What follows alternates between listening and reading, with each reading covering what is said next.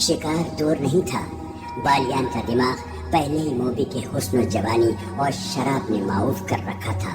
اب اس کے پاس 7 حسین اور جوان لڑکیاں تھیں۔ وہ قطروں کو بھول ہی گیا۔ موبی اسے بار بار کہتی تھی کہ اتنا زیادہ کہیں رکنا ٹھیک نہیں، جتنی جلدی ہو سکے سمندر تک پہنچنے کی کوشش کرو، ہمارا تعاقب ہو رہا ہے۔ مگر بالیان بے فکر بادشاہوں کی طرح قہقہا لگا کر اس کی بات سنی انسنی کر دیتا تھا۔ لڑکیوں کو جس رات آزاد کرایا گیا تھا اس سے اگلی رات وہ ایک جگہ رکے ہوئے تھے۔ بالیان نے موبی سے کہا کہ ہم 7 مرد ہیں اور تم 7 لڑکیاں ہو۔ میرے ان 6 دوستوں نے میرا ساتھ بڑی دیانتداری سے دیا ہے۔ میں ان کی موجودگی میں تمہارے ساتھ رنگ رلیاں مناتا رہا، پھر بھی وہ نہیں بولے۔ اب میں انہیں انعام دینا چاہتا ہوں۔ تم ایک ایک لڑکی میرے ایک ایک دوست کے حوالے کر دو اور انہیں کہو کہ یہ تمہاری وفاداری کا تحفہ ہے۔ یہ نہیں ہو سکتا، موبی نے غصے سے کہا۔ ہم فاحشہ نہیں ہیں، میری مجبوری تھی کہ میں تمہارے ہاتھ میں کھلونا بنی رہی۔ یہ لڑکیاں تمہاری خریدی ہوئی لونڈیاں نہیں ہیں۔ میں نے تمہیں کسی قیمت پر بھی شریف لڑکی نہیں سمجھا۔ بالیان نے شاہانہ جلال سے کہا، تم سب ہمارے لیے اپنے جسموں کا تحفہ لائی ہو۔ یہ لڑکیاں معلوم نہیں کتنے مردوں کے ساتھ کھیل چکی ہیں، ان میں ایک بھی مریم نہیں۔ ہم اپنا فرض پورا کرنے کے لیے جسموں کا تحفہ دیتی ہیں۔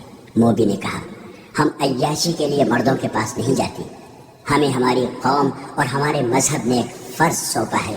اس فرض کی ادائیگی کے لیے ہم اپنا جسم، اپنا حسن، اپنی عصمت کو ہتھیار کے طور پر استعمال کرتی ہیں۔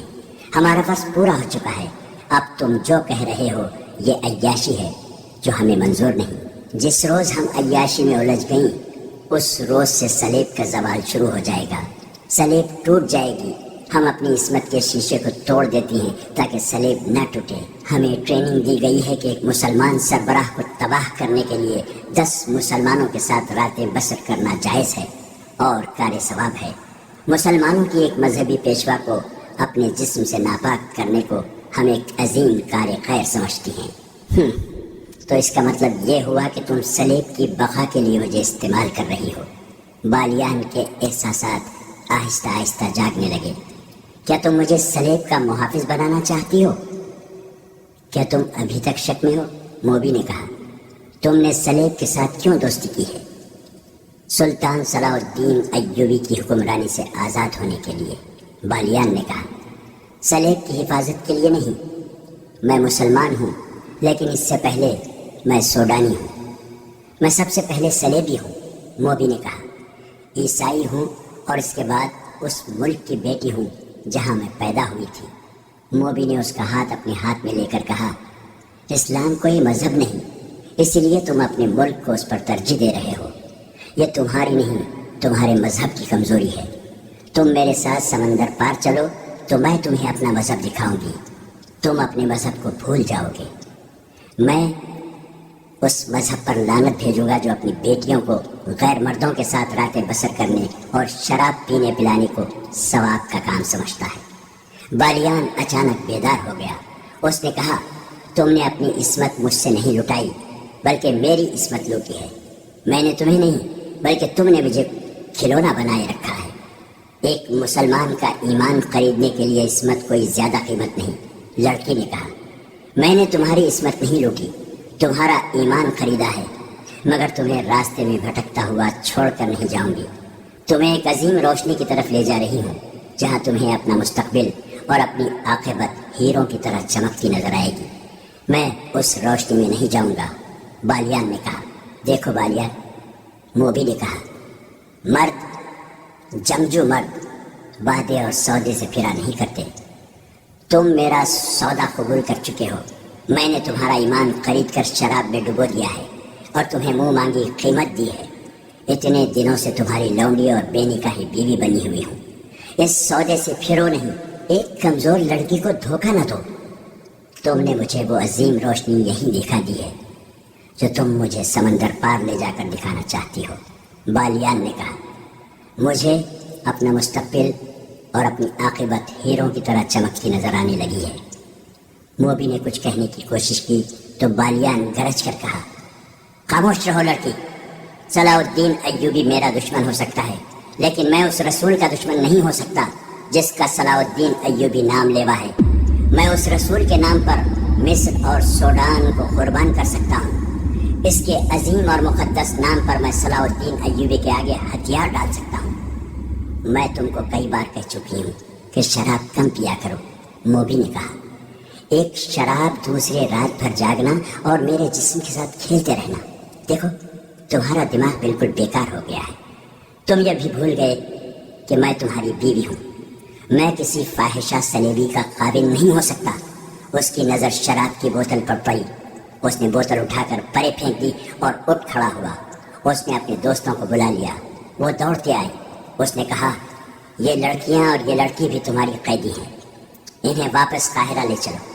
قاہرہ؟ ایک نے حیران ہو کر کہا، آپ قاہرہ جانا چاہتے ہیں؟ ہاں، اس نے کہا، قاہرہ۔ حیران ہونے کی ضرورت نہیں، اس ریگزار میں کب تک بھٹکتے رہیں گے؟ کہاں جائیں گے؟ چلو گھوڑوں پر زینے کسو اور ہر لڑکی کو ایک ایک گھوڑے کی پیٹھ پر باندھ کر لے چلو۔ بالیان جس وقت موبی کے ساتھ باتیں کر رہا تھا، اسے محسوس تک نہ ہوا کہ ایک اونٹ ایک چھوٹے سے ریتیلے ٹیلے کے اونٹ میں کھڑا ان دونوں کو اور 6 لڑکیوں کو اور 6 آدمیوں کو دیکھ رہا ہے۔ وہ صلیبی کمانڈو پارٹی کا ایک آدمی تھا۔ اس پارٹی کا کمانڈر عقل مند آدمی تھا۔ بالیان کے ڈیرے سے تقریباً نصف میل دور اس نے پڑاؤ کیا تھا۔ اس کے وہم و گمان میں بھی نہ تھا کہ اس کا شکار اس سے نصف میل دور ہے۔ اس نے فوجی دانش مندی سے کام لیتے ہوئے رات کو 3 آدمیوں کو یہ ڈیوٹی دے دی تھی کہ وہ اونٹوں پر سوار ہو کر دور دور تک گھوم آئیں اور جہاں انہیں کوئی خطرہ یا کام کی کوئی چیز نظر آئے آ کر اطلاع دیں۔ اس کام کے لیے اونٹ ہی موضوع سواری تھی، کیونکہ اس کے پاؤں کی آواز نہیں ہوتی۔ تینوں سوار مختلف سمتوں کو چلے گئے تھے۔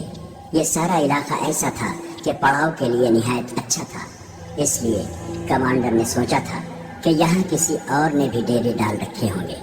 ایک شتر سوار کو روشنی سی نظر آئی تو وہ اس طرف چل پڑا۔ یہ ایک چھوٹی سی مشل تھی جو بالیان کے عارضی کیمپ میں چل رہی تھی۔ شتر سوار آگے گیا تو ایک ٹیلے کے پیچھے ہو گیا۔ یہ اتنا ہی اونچا تھا کہ اونٹ پر سوار ہو کر آگے دیکھتا جا سکتا تھا۔ اونٹ اور سوار اس کے پیچھے چھپ گئے تھے۔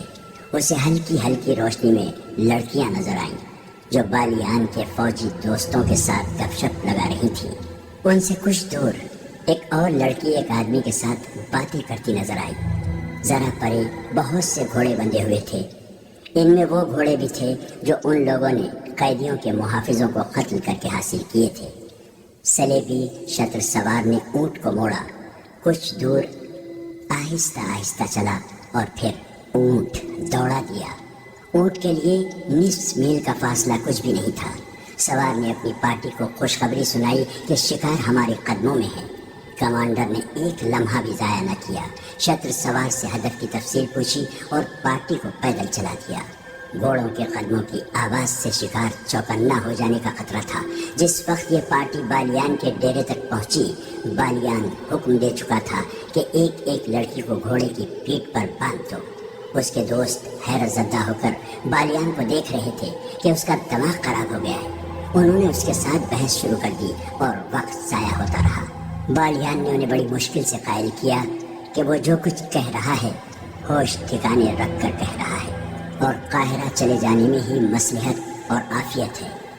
لڑکیاں پریشانی کے عالم میں اسے دیکھ رہی تھیں۔ بالیان کے آدمیوں نے گھوڑوں پر زینے ڈالی اور لڑکیوں کو پکڑ لیا۔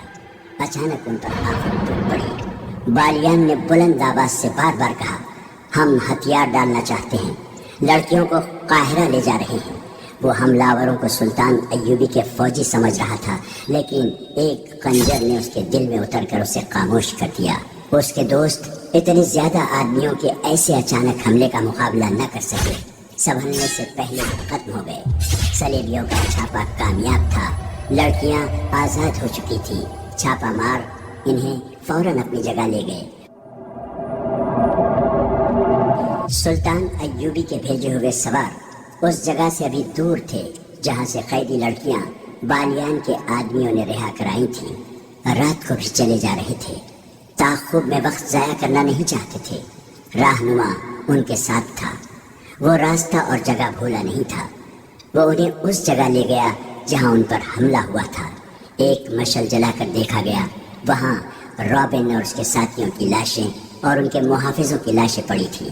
یہ چیری پھاڑی اور کھائی ہوئی تھی۔ اس وقت صحرائی لومڑیاں اور گیدڑ انہیں کھا رہے تھے۔ سواروں کو دیکھ کر یہ درندے بھاگ گئے۔ دن کے وقت انہیں گدھ کھاتے رہے تھے۔ محافظ اپنے کمانڈر کو اس جگہ لے گیا جہاں سے اس نے گھوڑا کھولا تھا۔ وہاں سے مشعل کی روشنی میں زمین دیکھی گئی۔ گھوڑوں کے قدموں کے نشان نظر آ رہے تھے اور سمت کی نشاندہی کر رہے تھے جدھر یہ گئے تھے، مگر رات کے وقت ان نشانیوں کو دیکھ دیکھ کر چلنا بہت مشکل تھا۔ وقت ضائع ہونے کا اور بھٹک جانے کا ڈر تھا۔ رات کو وہیں قیام کیا گیا۔ سلیبی پارٹی کے کیمپ میں سب جاگ رہے تھے۔ وہ بہت خوش تھے۔ کمانڈر نے فیصلہ کیا تھا کہ صحرا کی تاریکی میں بحر روم کی طرف روانہ ہو جائیں گے۔ اس وقت میگنانا ماریوس نے کہا کہ مقصد ابھی پورا نہیں ہوا، صلاح الدین ایوبی کو قتل کرنا باقی ہے۔ کمانڈر نے کہا کہ یہ اس صورت میں ممکن تھا کہ وہ لڑکیوں کے پیچھے قاہرہ چلے جاتے۔ اب وہ قاہرہ سے بہت دور ہیں، اس لیے قتل کی مہم ختم کی جاتی ہے۔ یہ میری مہم ہے جسے موت کے سوا کوئی ختم نہیں کر سکتا۔ میگنانا ماریوس نے کہا، میں نے صلاح الدین ایوبی کو قتل کرنے کا حلف اٹھایا تھا۔ مجھے ایک ساتھی اور ایک لڑکی کی ضرورت ہے۔ یہ فیصلہ مجھے کرنا ہے کہ ہمیں کیا کرنا ہے۔ کمانڈر نے کہا، سب پر فرض ہے کہ میرا حکم مانے، میں کسی کے حکم کا پابند نہیں۔ میگنانا ماریوس نے کہا، تم سب خدا کے حکم کے پابند ہو۔ کمانڈر نے اسے ڈانٹ دیا۔ میگنانا ماریوس کے پاس تلوار تھی۔ وہ اٹھ کھڑا ہوا اور کمانڈر پر تلوار سونت لی۔ ان کے ساتھی درمیان میں آ گئے۔ میگنانا ماریوس نے کہا، میں خدا کا دھتکارا ہوا انسان ہوں۔ میں گناہ اور بے انصافی کے درمیان بھٹک رہا ہوں۔ کیا تم جانتے ہو مجھے 30 سالوں کے لیے قید خانے میں کیوں رکھا گیا تھا؟ 5 سال گزرے، میری ایک بہن جس کی عمر 16 سال تھی اغوا کر لی گئی تھی۔ میں غریب آدمی ہوں، میرا باپ مر چکا ہے، ماں اندھی ہے، میرے چھوٹے چھوٹے بچے ہیں۔ محنت مشقت کر کے میں ان سب کا پیٹ پالتا تھا۔ میں نے گرجے میں صلیب پر لٹکے ہوئے یسوع مسیح کے بت سے بہت دفعہ پوچھا تھا کہ میں غریب کیوں ہوں۔ میں نے کبھی کوئی گناہ نہیں کیا۔ میں دیانتداری سے اتنی محنت کرتا ہوں، مگر میرے کنبے کے پیٹ پھر بھی خالی رہتے ہیں۔ میری ماں کو خدا نے کیوں اندھا کیا ہے؟ یسوع مسیح نے مجھے کوئی جواب نہیں دیا، اور جب کنواری بہن اغوا ہو گئی تو میں نے گرجے میں جا کر کنواری مریم کی تصویر سے پوچھا تھا کہ میری کنواری بہن کے کنوارے پن پر تجھے ترس کیوں نہیں آیا؟ وہ معصوم تھی، اس پر خدا نے یہ ظلم کیا تھا کہ اسے خوبصورتی دے دی تھی۔ مجھے یسوع مسیح نے بھی کوئی جواب نہیں دیا، مجھے کنواری مریم نے بھی کوئی جواب نہیں دیا۔ ایک روز مجھے ایک بہت ہی امیر آدمی کے نوکر نے بتایا کہ تمہاری بہن اس امیر آدمی کے گھر میں ہے۔ وہ عیاش آدمی ہے، کنواریوں کو اغوا کراتا ہے، تھوڑے دن اس کے ساتھ کھیلتا ہے اور انہیں کہیں غائب کر دیتا ہے، لیکن وہ آدمی بادشاہ کے دربار میں بیٹھتا ہے، لوگ اس کی عزت کرتے ہیں۔ بادشاہ نے اسے رتبے کی تلوار دی ہے۔ گناہ گار ہوتے ہوئے خدا اس پر خوش ہے، دنیا کا قانون اس کے ہاتھ میں ہے۔ میں اس کے گھر گیا اور اپنی بہن واپس مانگی۔ اس نے مجھے دھکے دے کر اپنے محل سے نکال دیا۔ میں پھر گرجے گیا، یسوع مسیح کے بت اور کنواری مریم کی تصویر کے آگے رویا، خدا کو پکارا۔ مجھے کسی نے کوئی جواب نہیں دیا۔ میں گرجے میں اکیلا تھا۔ پادری آ گیا، اس نے مجھے ڈانٹ کر گرجے سے نکال دیا۔ کہنے لگا، یہاں سے تصویریں چوری ہو چکی ہیں، نکل جاؤ ورنہ پولیس کے حوالے کر دوں گا۔ میں نے حیران ہو کر اس سے پوچھا، کیا یہ خدا کا گھر نہیں ہے؟ اس نے جواب دیا، تم مجھ سے پوچھے بغیر خدا کے گھر میں کیسے آئے؟ اگر گناہوں کی معافی مانگنی ہے تو میرے پاس آؤ، اپنا گناہ بیان کرو، میں خدا سے کہوں گا کہ تمہیں بخش دے۔ تم خدا سے براہ راست کوئی بات نہیں کر سکتے، جاؤ نکلو یہاں سے۔ اور میرے دوستو، مجھے خدا کے گھر سے نکال دیا گیا۔ میں پادری کو، یسوع مسیح کے بت کو، کنواری مریم کی تصویر کو اور اس خدا کو جو مجھے گرجے میں نظر نہیں آیا، شک کی نظروں سے دیکھتا نکل گیا۔ گھر گیا تو اندھی ماں نے پوچھا، میری بچی آئی ہے یا نہیں؟ میری بیوی نے پوچھا، میرے بچوں نے پوچھا۔ میں بھی بت اور تصویر کی طرح چپ رہا، مگر میرے اندر سے ایک طوفان اٹھا اور میں باہر نکل گیا۔ میں سارا دن گھومتا پھر رہا تھا۔ شام کے وقت میں نے ایک خنجر خریدا اور دریا کے کنارے ٹہلتا رہا۔ رات اندھیری ہو گئی اور بہت دیر بعد میں ایک طرف چل پڑا۔ مجھے اس محل کی بتیاں نظر آئیں جہاں میری بہن قید تھی۔ میں بہت تیز چل پڑا اور اس محل کے پچھواڑے چلا گیا۔ میں اتنا چالاک اور ہوشیار آدمی نہیں تھا، لیکن مجھ میں چالاکی آ گئی۔ میں پچھلے دروازے سے اندر چلا گیا۔ محل کے کسی کمرے میں شور شرابہ تھا، شاید لوگ شراب پی رہے تھے۔ میں ایک کمرے میں داخل ہوا تو ایک نوکر نے مجھے روکا۔ میں نے خنجر اس کے سینے پر رکھ دیا اور اپنی بہن کا نام بتا کر پوچھا کہ وہ کہاں ہے۔ نوکر مجھے اندر کی سیڑھیوں سے اوپر لے گیا اور ایک کمرے میں داخل کر کے کہا کہ یہاں ہے۔ میں اندر گیا تو میرے پیچھے دروازہ بند ہو گیا۔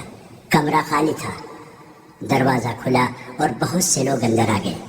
ان کے پاس تلواریں اور ڈنڈے تھے۔ میں نے کمرے کی چیزیں اٹھا کر ان پر پھینکنی شروع کر دی۔ بہت توڑ پھوڑ کی۔ انہوں نے مجھے پکڑ لیا، مجھے مارا پیٹا اور میں بے ہوش ہو گیا۔ ہوش میں آیا تو میں ہتھکڑیوں اور بیڑیوں میں جکڑا ہوا تھا۔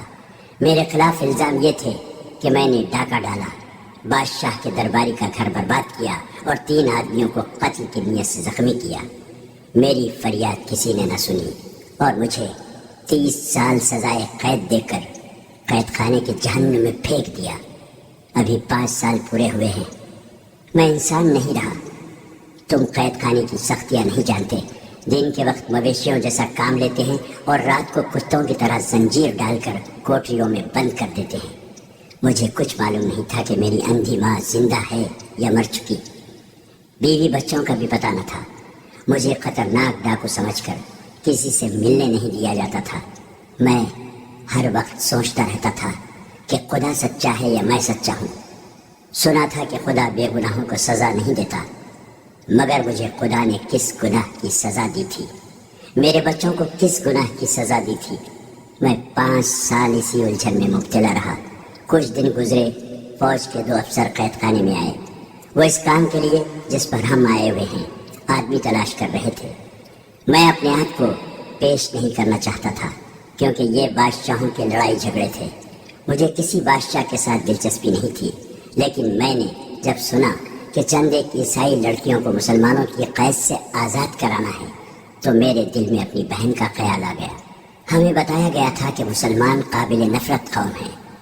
میں نے یہ ارادہ کیا کہ میں عیسائی لڑکیوں کو مسلمانوں کی قید سے آزاد کراؤں گا تو خدا اگر سچا ہے تو میری بہن کو اس ظالم عیسائی کے پنجے سے چھڑا دے گا۔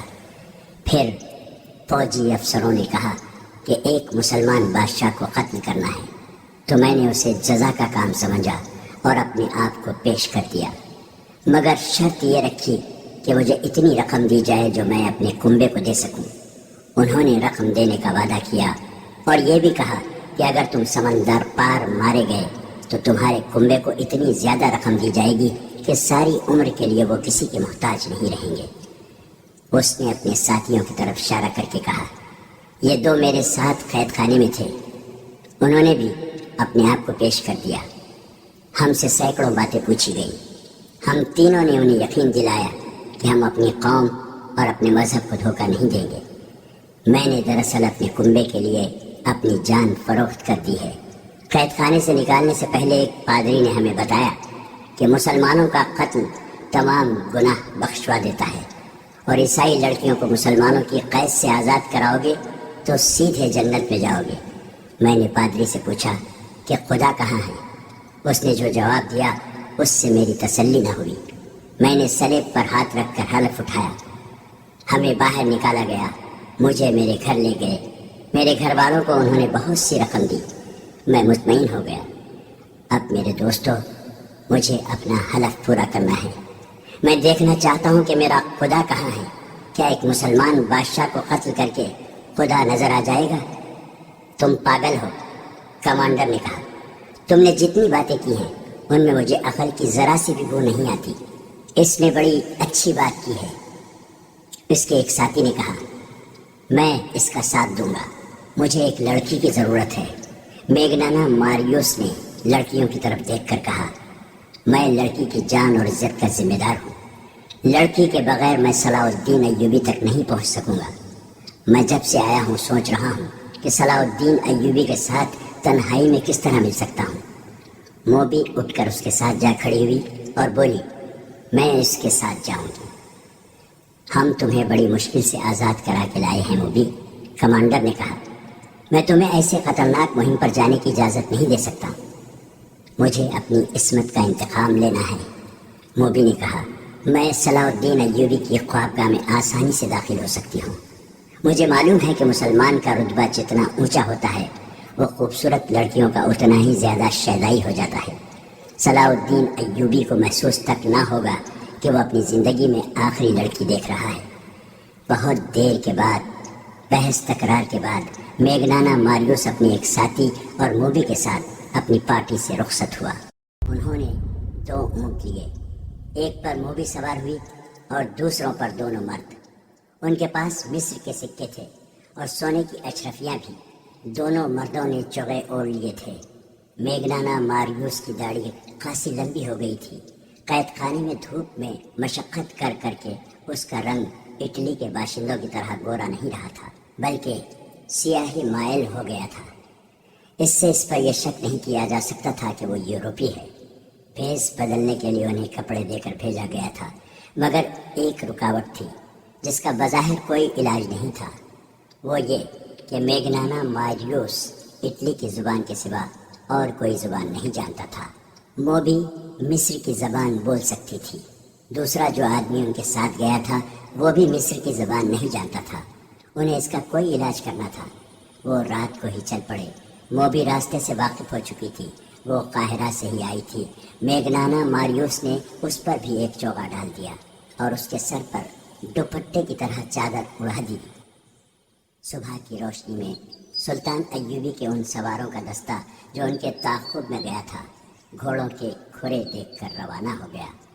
یہ بہت سے گھوڑوں کے نشان تھے جو چھپ ہی نہیں سکتے تھے۔ صبح سے پہلے سلیبیوں کی پارٹی لڑکیوں کو ساتھ لے کر چل پڑی۔ ان کی رفتار خاصی تیز تھی۔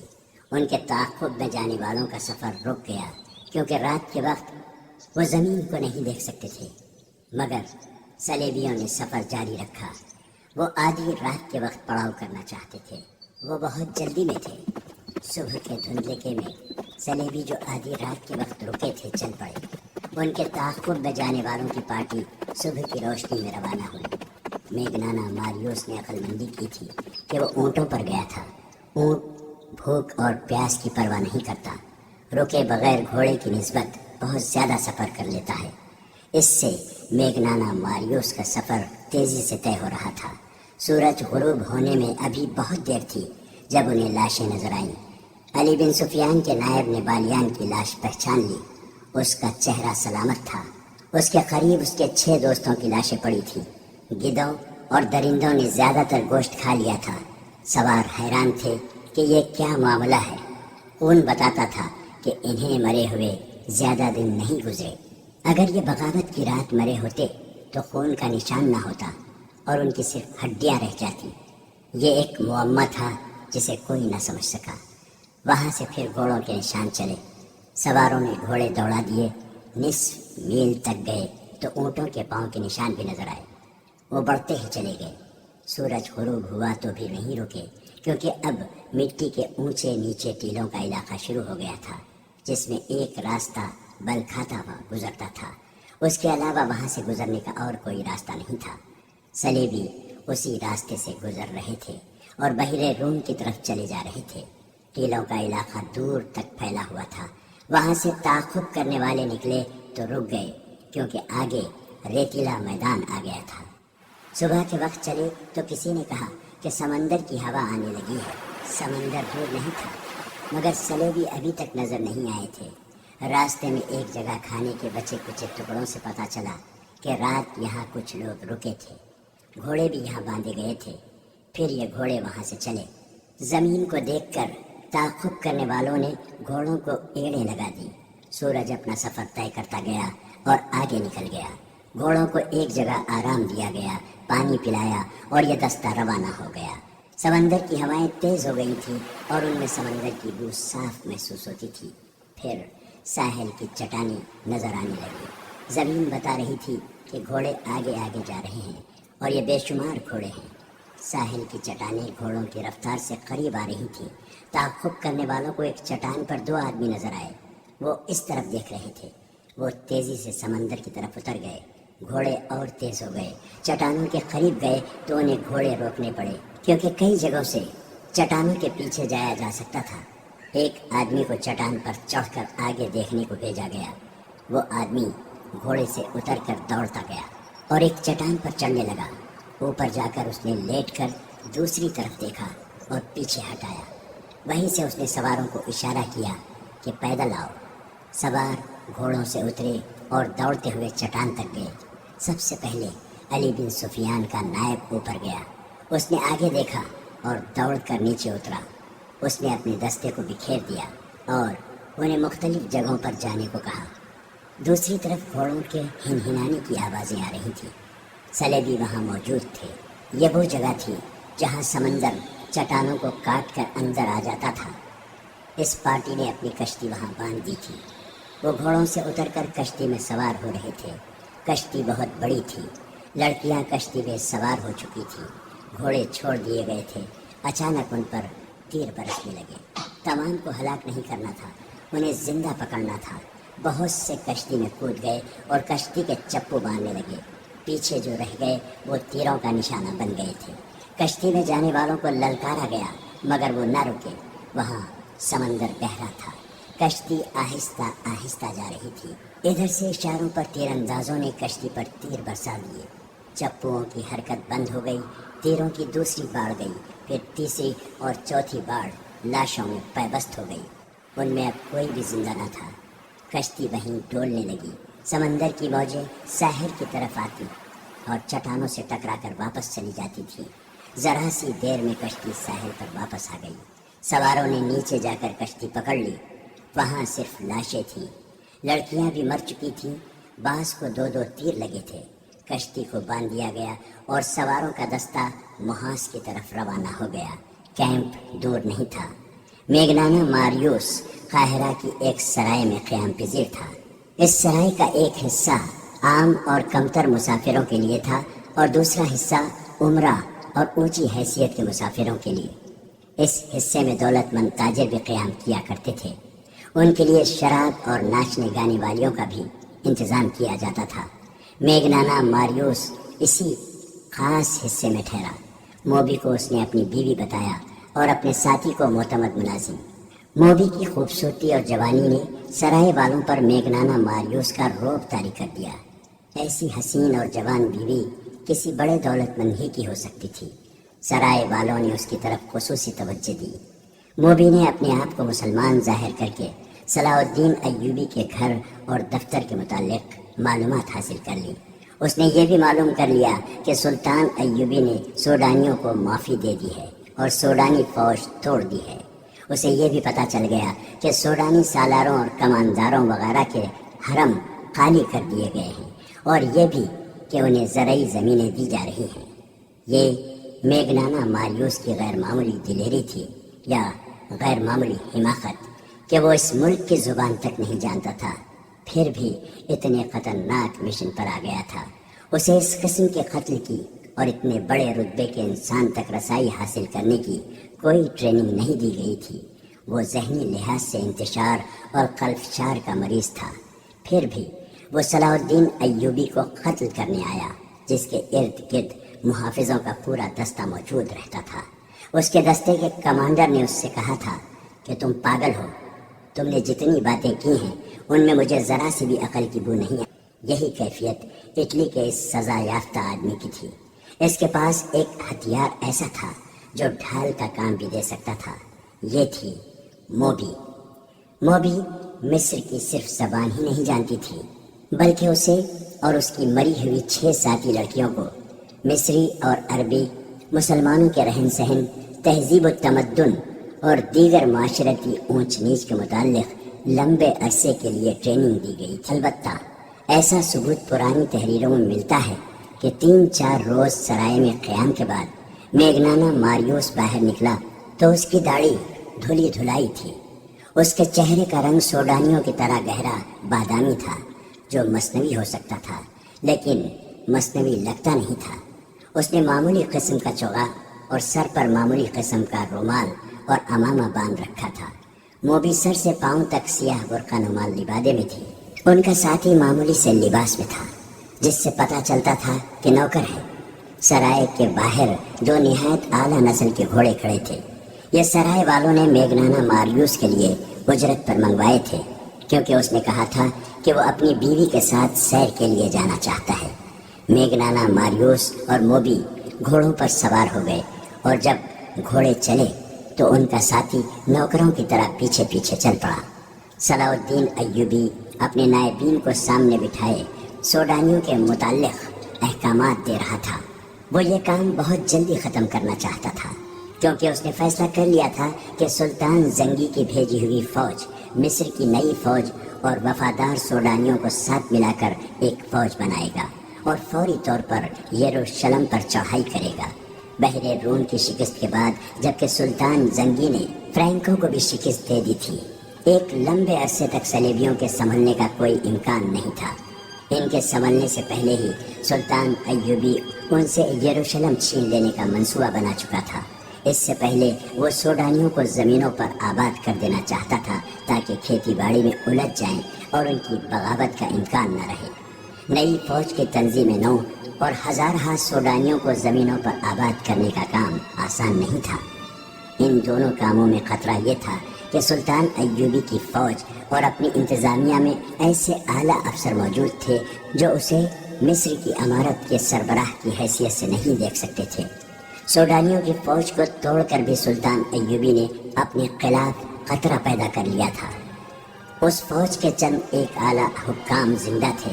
انہوں نے سلطان کی اطاعت قبول کر لی تھی مگر علی بن سفیان کی انٹیلیجنس بتا رہی تھی کہ بغاوت کی راکھ میں ابھی بھی چنگاریاں موجود ہیں. انٹیلیجنس کی رپورٹ یہ بھی تھی کہ ان باغی سربراہوں کو اپنی شکست کا اتنا افسوس نہیں جتنا صلیبیوں کی شکست کا غم ہے کیونکہ وہ بغاوت دب جانے کے بعد بھی صلیبیوں سے مدد لینا چاہتے تھے اور مصر کی انتظامیہ اور فوج کے 2-3 اعلیٰ حکام کو سوڈانیوں کی شکست کا افسوس تھا کیونکہ وہ آس لگائے بیٹھے تھے کہ سلطان صلاح الدین ایوبی مارا جائے گا یا بھاگ جائے گا. یہ ایمان فروشوں کا ٹولہ تھا لیکن سلطان ایوبی کا ایمان مضبوط تھا. اس نے مخالفین سے واقف ہوتے ہوئے بھی ان کے خلاف کوئی کارروائی نہ کی. ان کے ساتھ نرمی سے اور خلوص سے پیش آتا رہا.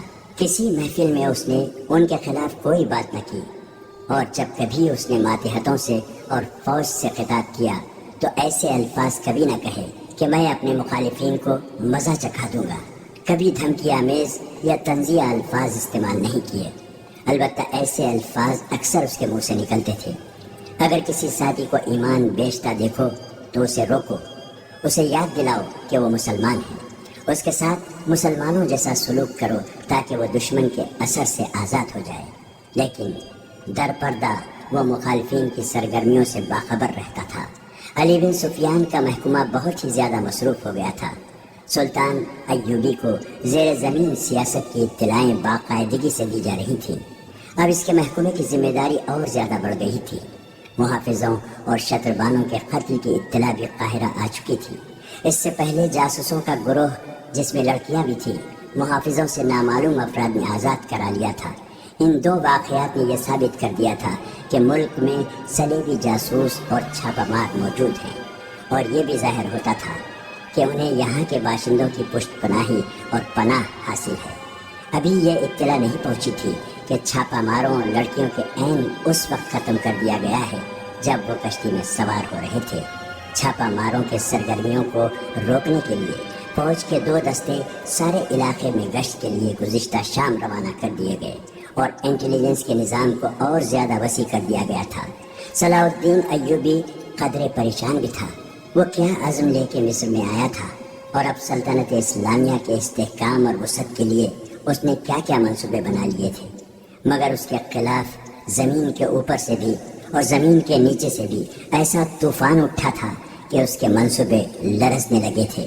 اسے پریشانی یہ تھی کہ مسلمان کی تلوار مسلمان کی گردن پر لٹک رہی تھی۔ ایمان کا نیلام ہونے لگا تھا۔ سلطنت اسلامیہ کی خلافت بھی سازشوں کے جال میں الجھ کر سازشوں کا حصہ اور آلائے کار بن گئی تھی۔ زن اور زر نے عرب کی سرزمین کو ہلا ڈالا تھا۔ سلطان ایوبی اس سے بھی بے خبر نہیں تھا کہ اسے قتل کرنے کی سازشیں ہو رہی تھیں، لیکن اس پر بھی وہ کبھی پریشان نہیں ہوا تھا۔ کہا کرتا تھا کہ میری جان اللہ کے ہاتھ میں ہے، اس کی ذات باری کو جب زمین پر میرا وجود بیکار لگے گا تو مجھے اٹھا لے گا۔ لہٰذا اس نے اپنے طور پر اپنی حفاظت کا کبھی فکر نہیں کیا تھا۔ یہ تو اس کی فوجی انتظامیہ کا بندوبست تھا کہ اس کے ارد گرد محافظوں کے دستے اور انٹیلیجنس کے آدمی موجود رہتے تھے، اور علی بن سفیان تو اس معاملے میں بہت چوکس تھا۔ ایک تو یہ اس کی ڈیوٹی تھی، دوسرے یہ کہ وہ سلطان ایوبی کو اگر پیغمبر نہیں تو اپنا پیر و مرشد ضرور سمجھتا تھا۔ اس روز سلطان ایوبی نائبین کو احکامات اور ہدایت دے رہا تھا جب دو گھوڑے اس کے محافظ دستے کی بنائی ہوئی ہتھ پر رکے۔ انہیں محافظوں کے کمانڈر نے روک لیا تھا۔ سوار میگنانا ماریوس اور موبی تھے۔ اس روز سلطان ایوبی نائبین کو احکامات اور ہدایت دے رہا تھا جب دو گھوڑے اس کے محافظ دستے کی بنائی ہوئی ہتھ پر رکے۔ انہیں محافظوں کے کمانڈر نے روک لیا تھا۔ سوار میگنانا ماریوس اور موبی تھے۔ وہ گھوڑوں سے اترے تو گھوڑوں کی باگیں ان کی ساتھی نے تھام لی۔ موبی نے کمانڈر سے کہا کہ وہ اپنے باپ کو ساتھ لائی ہے، سلطان ایوبی سے ملنا ہے۔ کمانڈر نے میگنانا ماریوس سے بات کی اور ملاقات کی، وجہ پوچھی۔ میگنانا ماریوس نے جیسے اس کی بات سنی ہی نہ ہو، وہ یہ زبان سمجھتا ہی نہیں تھا۔ موبی نے اپنا نام اسلامی بتایا تھا۔ اس نے کمانڈر سے کہا، اس سے بات کرنا بیکار ہے، یہ گونگا اور بہرا ہے۔ ملاقات کا مقصد ہم سلطان کو یا اس کے کسی بڑے افسر کو بتائیں گے۔ علی بن سفیان باہر ٹہل رہا تھا۔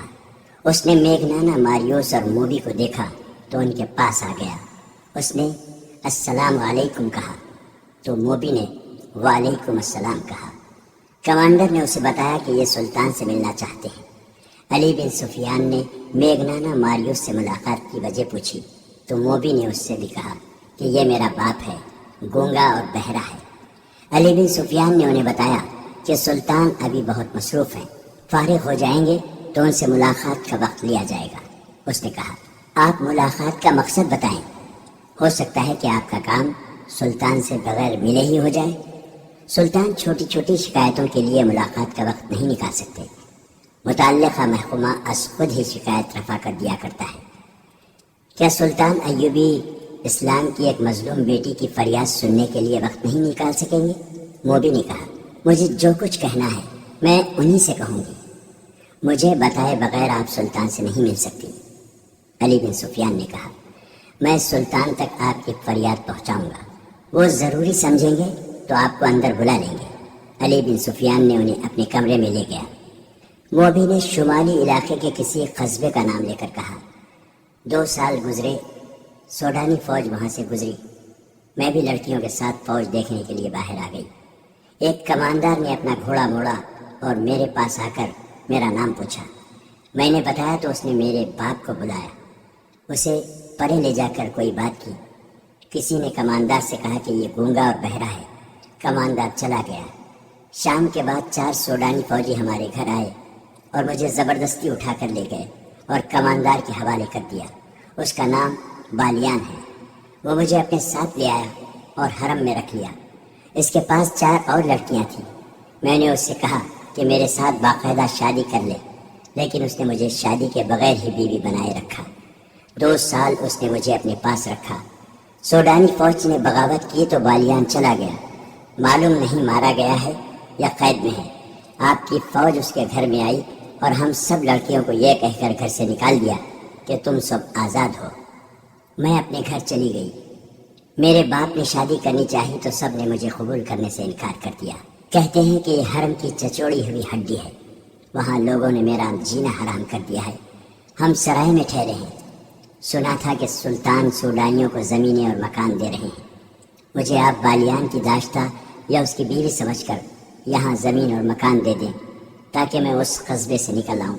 ورنہ میں خودکشی کر لوں گی یا گھر سے بھاگ کر کہیں طوائف بن جاؤں گی۔ اگر آپ کو زمین سلطان سے ملے بغیر مل جائے تو سلطان سے ملنے کی کیا ضرورت ہے؟ علی بن سفیان نے کہا۔ ہاں، موبی نے کہا، پھر بھی ملنے کی ضرورت ہے۔ اسے آپ عقیدت بھی کہہ سکتے ہیں۔ میں سلطان کو صرف یہ بتانا چاہتی ہوں کہ اس کی سلطنت میں عورت کھلونا بنی ہوئی ہے۔ دولت مندوں اور حاکموں کے ہاں شادی کا رواج ختم ہو گیا ہے۔ خدا کے لیے عورت کی عصمت کو بچاؤ اور عورت کی عظمت بحال کر دو۔ سلطان سے یہ کہہ کر شاید میرے دل کو سکون آ جائے گا۔ میگنانا ماریوس اس طرح خاموش بیٹھا رہا جیسے اس کے کان میں کوئی بات نہیں پڑ رہی۔ علی بن سفیان نے موبی سے کہا کہ سلطان کو اجلاس سے فارغ ہونے دیں، پھر ان سے ملاقات کی اجازت لی جائے گی۔ یہ کہہ کر علی بن سفیان باہر نکل گیا۔ وہ بہت دیر بعد آیا اور کہا کہ وہ سلطان سے اجازت لینے جا رہا ہے۔ وہ سلطان ایوبی کے کمرے میں چلا گیا اور خاصی دیر بعد آیا۔ اس نے موبی سے کہا کہ اپنے باپ کو سلطان کے پاس لے جاؤ۔ اس نے انہیں سلطان ایوبی کا کمرہ دکھا دیا۔ کمرے میں داخل ہونے سے پہلے دونوں نے باہر کی طرف دیکھا۔ وہ غالباً قتل کے بعد وہاں سے نکلنے کا راستہ دیکھ رہے تھے۔ سلطان کمرے میں اکیلا تھا۔ اس نے دونوں کو بٹھایا اور موبی سے پوچھا، کیا تمہارا باپ پیدائشی گونگا اور بہرا ہے؟ ہاں سلطان محترم، موبی نے جواب دیا، یہ اس کا پیدائشی نقص ہے۔ سلطان ایوبی بیٹھا نہیں، کمرے میں ٹہلتا رہا اور بولا، میں نے تمہاری شکایت اور مطالبہ سن لیا ہے۔ مجھے تمہارے ساتھ پوری ہمدردی ہے۔ میں تمہیں یہاں زمین بھی دوں گا، مکان بھی بنوا دوں گا۔ سنا ہے تم کچھ اور بھی مجھ سے کہنا چاہتی ہو۔ اللہ آپ کا اقبال بلند کرے، موبی نے کہا۔ آپ کو بتا دیا گیا ہوگا کہ میرے ساتھ کوئی آدمی شادی نہیں کرتا۔ لوگ مجھے حرم کی چھچوڑی ہوئی ہڈی، فاحشہ اور بدکار کہتے ہیں، اور میرے باپ کو کہتے ہیں کہ اس نے بیٹی بیچ ڈالی تھی۔ آپ مجھے زمین اور مکان تو دے دیں گے، لیکن مجھے ایک قابل کی ضرورت ہے جو میری عزت کی رکھوالی کرے۔ اس نے جھجک کر کہا، میں ایسی بات کہنے کی جرت نہیں کر سکتی، لیکن اپنی ماں کی عرضداشت آپ تک پہنچانا چاہتی ہوں۔ یہ آپ اگر میری شادی نہیں کرا سکتے تو مجھے اپنے حرم میں رکھ لیں۔ آپ میری عمر، میری شکل و صورت اور میرا جسم دیکھیں۔ کیا میں آپ کے قابل نہیں ہوں؟ یہ کہہ کر اس نے میگنانا ماریوس کے کندھے پر ہاتھ رکھ کر دوسرا ہاتھ اپنے سینے پر رکھا اور سلطان ایوبی کی طرف اشارہ کیا۔ یہ اشارہ شاید پہلے سے طے شدہ تھا۔ میگنانا ماریوس نے دونوں ہاتھ جوڑ کر سلطان ایوبی کی طرف کیے اور پھر موبی کے ہاتھ پکڑ کر سلطان ایوبی کی طرف بڑھائے، جیسے وہ یہ کہہ رہا تھا کہ میری بیٹی کو قبول کر لو، میرا کوئی حرم نہیں لڑکی۔ سلطان ایوبی نے کہا، میں ملک سے حرم، قہوہ خانے اور شراب ختم کر رہا ہوں۔ بات کرتے کرتے اس نے اپنی جیب سے ایک سکہ نکالا اور ہاتھ میں اچھالنے لگا۔ اس نے کہا، میں عورت کی عزت کا محافظ بننا چاہتا ہوں۔ یہ کہتے کہتے وہ دونوں کی پیٹھ پیچھے چلا گیا اور سکہ ہاتھ سے گرا دیا۔ ٹن کی آواز آئی تو میگنانا ماریوس نے چونک کر پیچھے دیکھا اور پھر فوراً ہی سامنے دیکھنے لگا۔ صلاح الدین ایوبی نے تیزی سے اپنے کمربند سے 1 فٹ لمبا خنجر نکال کر اس کی نوک میگنانا ماریوس کی گردن پر رکھ دی اور موبی سے کہا، یہ شخص میری زبان نہیں سمجھتا، اسے کہو کہ اپنے ہاتھ سے اپنا ہتھیار پھینک دے۔ اس نے ذرا سی بھی پسو پیش کی تو یہاں سے تم دونوں کی لاشیں اٹھائی جائیں گی۔ موبی کی آنکھیں حیرت اور خوف سے کھل گئیں۔ اس نے اداکاری کا کمال دکھانے کی کوشش کی اور کہا، میرے باپ کو ڈرا دھمکا کر آپ مجھ پر کیوں قبضہ کرنا چاہتے ہیں؟ میں تو خود ہی اپنے آپ کو پیش کر رہی ہوں۔ تم جب محاذ پر میرے سامنے آئی تھی تو تم میری زبان نہیں بولتی تھی، سلطان ایوبی نے کہا، اور خنجر کی نوک میگنانا ماریوس کی گردن پر رکھے رکھی۔ اس نے کہا، کیا تم اتنی جلدی یہاں کی زبان بولنے لگی ہو؟ اسے کہو ہتھیار فوراً باہر نکال دے۔ موبی نے اپنی زبان میں میگنانا ماریوس سے کچھ کہا تو اس نے چوغے کے اندر ہاتھ ڈال کر خنجر باہر نکالا، جو اتنا ہی لمبا تھا جتنا سلطان ایوبی کا تھا۔ سلطان نے اس کے ہاتھ سے خنجر لے لیا اور اپنا خنجر اس کی گردن سے ہٹا کر کہا، باقی 6 لڑکیاں کہاں ہیں؟ آپ نے مجھے پہچاننے میں غلطی کی ہے۔ موبی نے کانپتی ہوئی آواز میں کہا۔ میرے ساتھ اور کوئی لڑکی نہیں ہے۔ آپ کون سی 6 لڑکیوں کی بات کر رہے ہیں؟ مجھے خدا نے آنکھیں دی ہیں، سلطان ایوبی نے کہا، اور خدا نے مجھے ذہن بھی دیا ہے جس میں وہ چہرے نقش ہو جاتے ہیں جنہیں ایک بار آنکھ دیکھ لیتی ہے۔ تمہارا چہرہ جو آدھا نقاب میں ہے میں نے پہلے بھی دیکھا ہے۔ تمہیں اور تمہارے اس ساتھی کو خدا نے اتنا ناقص ذہن دیا ہے کہ جس کام کے لیے تم آئے تھے تم اس قابل نہیں۔ سرائے میں تم دونوں خاوند اور بیوی تھے اور یہاں آ کر تم باپ اور بیٹی بن گئے، مگر تم ہو کچھ بھی نہیں، اور تمہارا ایک ساتھی باہر گھوڑوں کے پاس کھڑا ہے، وہ تمہارا نوکر نہیں، اسے گرفتار کر لیا گیا ہے۔ یہ کمال علی بن سفیان کا تھا۔ اسے موبی نے بتایا تھا کہ وہ سرائے میں ٹھہرے ہوئے ہیں۔ وہ ان دونوں کو اپنے کمرے میں بٹھا کر باہر نکل گیا اور گھوڑے پر سوار ہو کر سرائے میں چلا گیا تھا۔ سرائے والوں سے اس نے ان کے حلیے بتا کر پوچھا تو اسے بتایا گیا تھا کہ وہ میاں بیوی ہیں اور ان کے ساتھ ان کا نوکر ہے۔ اسے یہ بھی بتایا گیا کہ انہوں نے بازار سے کچھ کپڑے بھی خریدے تھے جن میں لڑکی کا برقع نما چوغا اور جوتے بھی تھے۔ انہوں نے علی بن سفیان سے کہا تھا کہ وہ میاں بیوی ہیں۔ اس نے اور کوئی تفتیش نہیں کی۔ ان کے کمرے کا تالا توڑ کر ان کے سامان کی تلاشی لی۔ اس سے چند ایسی اشیاء برآمد ہوئیں جنہوں نے شک کو یقین میں بدل دیا۔ علی بن سفیان سمجھ گیا کہ سلطان ایوبی سے ان کا تنہائی میں ملنے کا مطلب کیا ہو سکتا ہے۔ اس نے ان کے گھوڑے دیکھے تھے، اعلیٰ نسل کے تیز رفتار گھوڑے تھے۔ سرائے والے سے ان گھوڑوں کے متعلق پوچھا گیا تو اس نے بتایا کہ یہ تینوں مسافر اونٹوں پر آئے تھے اور یہ گھوڑے لڑکی نے یہ کہہ کر منگوائے تھے کہ نہایت اچھے ہوں اور تیز رفتار ہوں۔ سرائے والوں نے یہ بھی بتایا تھا کہ لڑکی کا خاوند گونگا ہے اور نوکر بھی گونگا معلوم ہوتا ہے، وہ کسی سے بات نہیں کرتا۔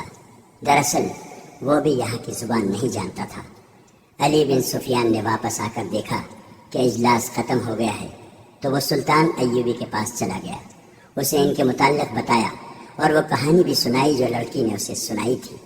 پھر سرائے سے جو معلومات اس نے حاصل کی تھیں اور ان کے سامان سے جو مشکوک چیزیں برآمد کی تھیں وہ دکھائیں اور اپنی رائے یہ دی کہ آپ کو قتل کرنے آئے ہیں، آپ سے تنہائی میں ملنا چاہتے ہیں۔ انہوں نے یہ منصوبہ بنایا ہوگا کہ آپ کو قتل کر کے نکل جائیں گے۔ جتنی دیر میں کسی کو پتہ چلے گا اتنی دیر میں وہ تیز رفتار گھوڑوں پر سوار ہو کر شہر سے دور جا چکے ہوں گے، اور یہ بھی ہو سکتا ہے کہ یہ لوگ آپ کو اتنی خوبصورت لڑکی کے چکر میں ڈال کر خوابگاہ میں قتل کرنا چاہتے ہوں۔ سلطان ایوبی سوچ میں پڑ گیا، پھر کہا، انہیں ابھی گرفتار نہ کرو، میرے پاس بھیج دو۔ علی بن سفیان نے انہیں اندر بھیج دیا اور خود سلطان کے کمرے کے دروازے کے ساتھ لگا کھڑا رہا۔ اس نے محافظ دستے کے کمانڈر کو بلا کر کہا، ان دونوں گھوڑوں کو اپنے گھوڑوں کے ساتھ باندھ دو اور زینے اتار دو، اور ان کے ساتھ جو آدمی ہے اسے اپنی حراست میں بٹھا لو۔ اس کی تلاشی لو، اس کے کپڑوں کے اندر خنجر ہوگا، وہ اس سے لے لو۔ ان احکام پر عمل ہو گیا۔ میگنانا ماریوس کا ساتھی گرفتار ہو گیا۔ اس سے ایک خنجر برآمد ہوا، گھوڑوں پر بھی قبضہ کر لیا گیا، اور جب انہیں سلطان ایوبی کے کمرے میں داخل کیا گیا تو باتوں باتوں میں سلطان نے ایک سکہ فرش پر پھینک کر یقین کر لیا کہ یہ شخص بہرا نہیں۔ سکے کی آواز پر اس نے فوراً پیچھے مڑ کر دیکھا تھا۔ صلاح الدین ایوبی نے لڑکی سے کہا، اسے کہو کہ میری جان صلیبیوں کے خدا کے ہاتھ میں نہیں، میرے اپنی خدا کے ہاتھ میں ہے۔ موبی نے اپنی زبان میں میگنانا ماریوس سے بات کی تو اس نے چونک کر کچھ کہا۔ موبی نے سلطان ایوبی سے کہا، یہ کہتا ہے کیا آپ کا خدا کوئی اور ہے، اور کیا مسلمان بھی خدا کو مانتے ہیں؟ اس سے کہو کہ مسلمان اس خدا کو مانتے ہیں جو سچا ہے اور سچے عقیدے والوں کو عزیز رکھتا ہے۔ سلطان ایوبی نے کہا، مجھے کسی نے بتایا ہے کہ تم دونوں مجھے قتل کرنے آئے ہو۔ میرے خدا نے، اگر تمہارا خدا سچا ہوتا تو تمہارا خنجر مجھے ہلاک کر چکا ہوتا۔ میرے خدا نے تمہارا خنجر میرے ہاتھ میں دے دیا ہے۔ اس نے ایک تلوار کہیں سے نکالی اور چند اور اشیاء انہیں دکھا کر کہا، یہ تلوار اور یہ چیزیں تمہاری ہیں، یہ تمہارے ساتھ سمندر پار سے آئی ہیں، تم سے پہلے یہ مجھ تک پہنچ گئی ہیں۔ میگنانا ماریوس حیرت سے اٹھ کھڑا ہوا اس کی آنکھیں ابل کر باہر آ گئیں۔ جتنی باتیں ہوئیں وہ موبی کی وساست سے ہوئیں۔ میگنانا ماریوس نے بولنا شروع کر دیا اور وہ صرف اپنی زبان بولتا سمجھتا تھا۔ خدا کے متعلق یہ باتیں سن کر اس نے کہا، یہ شخص سچے عقیدے کا معلوم ہوتا ہے۔ میں اس کی جان لینے آیا تھا، لیکن اب میری جان اس کے ہاتھ میں ہے۔ اسے کہو کہ تمہارے سینے میں ایک خدا ہے، وہ مجھے دکھائے۔ میں اس خدا کو دیکھنا چاہتا ہوں جس نے اسے اشارہ دیا ہے کہ ہم اسے قتل کرنے آئے ہیں۔ سلطان ایوبی کے پاس اتنی لمبی چوڑی باتوں کا وقت نہیں تھا۔ اسے چاہیے تھا کہ ان دونوں کو جلاد کے حوالے کر دیتا، لیکن اس نے دیکھا کہ یہ شخص بھٹکا ہوا معلوم ہوتا ہے۔ اگر یہ پاگل نہیں تو یہ ذہنی طور پر گمراہ ضرور ہے۔ چنانچہ اس نے اس کے ساتھ دوستانہ انداز سے باتیں شروع کر دی۔ اس دوران علی بن سفیان اندر آ گیا۔ وہ دیکھنا چاہتا تھا کہ سلطان خیریت سے تو ہے۔ سلطان ایوبی نے مسکرا کر کہا، سب ٹھیک ہے علی، میں نے ان سے خنجر لے لیا ہے۔ علی بن سفیان سکون کی آہ بھر کر باہر چلا گیا۔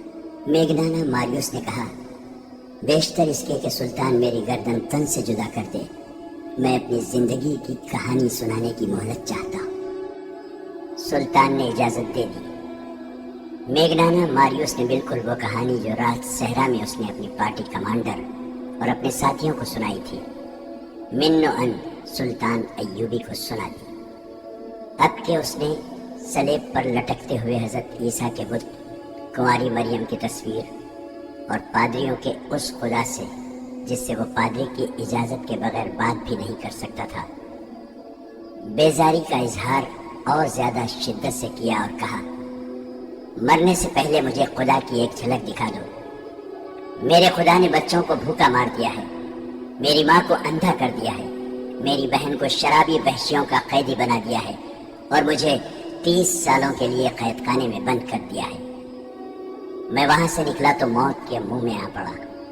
سلطان، میری جان تیرے ہاتھ میں ہے، مجھے سچا خدا دکھا دے، میں اس سے فریاد کروں گا، اس سے انصاف مانگوں گا۔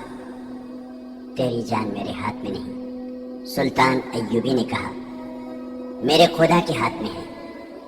اگر میرے ہاتھ میں ہوتی تو اس وقت تک تم میرے جلاد کے پاس ہوتے۔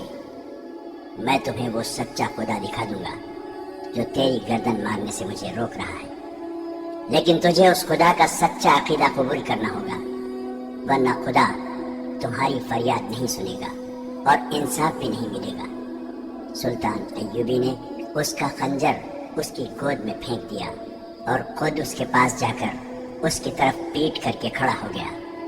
موبی سے کہا، اسے کہو میں اپنی جان اس کے حوالے کرتا ہوں، یہ خنجر میری پیٹ میں گھونپ دے۔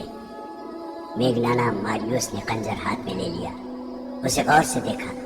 سلطان ایوبی کی پیٹ پر نگاہ دوڑائی، اٹھا اور سلطان کے سامنے چلا گیا۔ اسے سر سے پاؤں تک دیکھا۔ یہ سلطان صلاح الدین ایوبی کی جلالی شخصیت کا اثر تھا یا سلطان کی آنکھوں کی چمک میں اسے سچا خدا نظر آ گیا کہ اس کے ہاتھ کانپے۔ اس نے خنجر سلطان ایوبی کے قدموں میں رکھ دیا۔ وہ دو زانوں بیٹھ گیا اور سلطان کا ہاتھ چوم کر زاروں قطار رونے لگا۔ موبی سے کہا، اس سے کہو کہ یا تو یہ خود خدا ہے یا اس نے خدا کو اپنے سینے میں قید کر رکھا ہے۔ اسے کہو مجھے اپنا خدا دکھا دے۔ سلطان ایوبی نے اسے اٹھایا اور سینے سے لگا کر اپنے ہاتھ سے اس کے آنسو پوچھے۔ وہ تو بھٹکا ہوا انسان تھا، اس کے دل میں مسلمانوں کے خلاف نفرت بھر دی گئی تھی اور اسلام کے خلاف زہر ڈالا گیا تھا۔ پھر حالات نے اسے اپنے مذہب سے بیزار کیا۔ یہ ایک قسم کا پاگل پن تھا اور ایک تشنگی تھی جو اسے ایسی خطرناک مہم پر لے آئی تھی۔ سلطان ایوبی اسے بے گناہ سمجھتا تھا، لیکن اسے آزاد بھی نہ کیا بلکہ اسے اپنے پاس رکھ لیا۔ موبی باقاعدہ ٹریننگ لے کر آئی تھی اور مفرور جاسوسہ تھی۔ یہ وہ 7ویں لڑکی تھی جس نے صلیبیوں کا پیغام سوڈانیوں تک پہنچایا اور بغاوت کرائی تھی۔ وہ ملک کی دشمن تھی، اسے اسلامی قانون نہیں بخش سکتا تھا۔ سلطان نے اسے اور اس کے ساتھی کو علی بن سفیان کے حوالے کر دیا۔ تفتیش میں دونوں نے اقبال جرم کر لیا اور یہ بھی بتا دیا کہ رسد کے قافلے کو انہوں نے ہی لوٹا تھا اور لڑکیوں کو بھی انہوں نے ہی آزاد کرایا اور محافظ دستے کو ہلاک کیا تھا اور بالیان اور اس کے ساتھیوں کو بھی انہوں نے ہی ہلاک کیا تھا۔ یہ تفتیش 3 دن جاری رہی۔ اس دوران میگنانا ماریوس کا دماغ روشن ہو چکا تھا۔ ایک بار اس نے سلطان ایوبی سے پوچھا، کیا آپ نے اس لڑکی کو مسلمان کر کے حرم میں داخل کر لیا ہے؟ آج شام کو اس سوال کا جواب دوں گا، سلطان ایوبی نے جواب دیا۔ شام کے وقت سلطان ایوبی نے میگنانا ماریوس کو ساتھ لیا اور کچھ دور لے جا کر ایک احاطے میں لے گیا۔ لکڑی کے 2 تختے پڑے تھے، ان پر سفید چادریں پڑی ہوئی تھی۔ سلطان ایوبی نے چادروں کو ایک طرف سے اٹھا دیا اور میگنانا ماریوس کو دکھایا۔ اس کے چہرے کا رنگ بدل گیا۔ اس کے سامنے موبی کی لاش پڑی تھی اور دوسرے تختے پر اس کے ساتھی کی لاش تھی۔ سلطان ایوبی نے موبی کے سر پر ہاتھ رکھ کر پیچھے کھینچا، گردن کندھے سے جدا تھی۔ اس نے میگنانا ماریوس سے کہا، میں اسے بخش نہیں سکتا تھا، تم اسے اپنے ساتھ لائے تھے کہ میں اس کے حسن اور جسم پر فدا ہو جاؤں گا، مگر اس کا جسم مجھے ذرہ بھر بھی اچھا نہیں لگا تھا۔ یہ ناپاک جسم تھا، یہ اب مجھے اچھا لگ رہا ہے۔